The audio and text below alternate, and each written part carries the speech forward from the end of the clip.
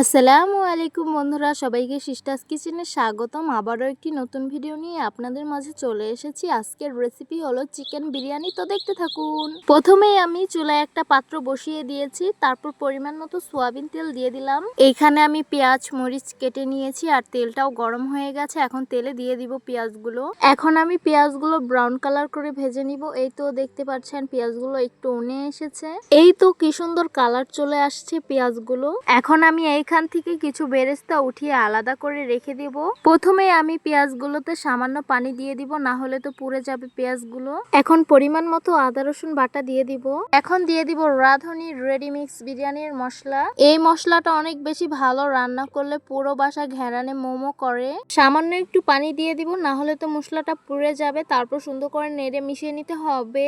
আমি আবারও একটু সয়াবিন তেল দিয়ে দিলাম, আমার কাছে মনে হচ্ছে যে একটু কম হয়েছে তাই। তো দেখতেই পারছেন আমি মশলাগুলো খুব ভালোভাবে কষিয়ে নিয়েছি। চিকেন বিরিয়ানি রান্না করার জন্য তো চিকেন লাগবে অবশ্যই। আমি এখানে খাসি মুরগির চিকেন নিয়েছি ছোট ছোট টুকরো করে। তারপর চিকেনগুলো খুব ভালোভাবে কষিয়ে নিতে হবে। আমি এখানে চিকেনগুলো খুব ভালোভাবে কষিয়ে নিব। আমি আগে লবণটা দিতে ভুলে গেছি, তাই এখন চিকেনের সাথে লবণটা দিয়ে সুন্দরভাবে কষিয়ে নিব। তো দেখতেই পারছেন চিকেনের থেকে কতটা পানি উঠেছে। এখন সেই পানি দিয়ে চিকেনগুলো আমি খুব ভালোভাবে কষিয়ে নিব। তো দেখতেই পারছেন আমি চিকেনগুলো অফ ক্যামেরায় খুব ভালোভাবে কষিয়ে নিয়েছি। এখন 1 চা চামচ খাঁটি গাওয়া ঘি দিয়ে দিব। বিরিয়ানিতে আলু দিব না এটা কোনো কথা, ছোট টুকরো করে আলু কেটে রেখেছিলাম সেটাই দিয়ে হালকা করে কষিয়ে নিব। আপনারা চাইলে আলু আর চিকেনটা হালকা করে ভেজে নিতে পারেন। এখানে আমি 1 কেজি পোলাও চাল দিয়ে দিব আর পোলাও চালটা সুন্দর করে ধুয়ে ভিজিয়ে রেখেছিলাম। তারপর সুন্দর করে চাল আর চিকেন গুলো একসাথে মিশিয়ে দিব। এই তো সুন্দর করে চালগুলো আর চিকেনের সাথে খুব ভালোভাবে মিশিয়ে নিলাম। আমি বিরিয়ানির জন্য পানিটা আগে গরম করে রেখেছিলাম, এখন পরিমাণ মতো দিয়ে দিব। আপনাদের পরিমাণ মতো আপনারা পানিটা দিয়ে দিবেন। এখন সুন্দর করে নেড়ে মিশিয়ে নিব চালের সাথে পানিগুলো। এখন আমি উপর দিয়ে কিছু আলাম কাঁচামরিচ আর কিশমিশ দিয়ে দিব। তারপর সরা দিয়ে ঢেকে বলক আসার অপেক্ষায় থাকবো।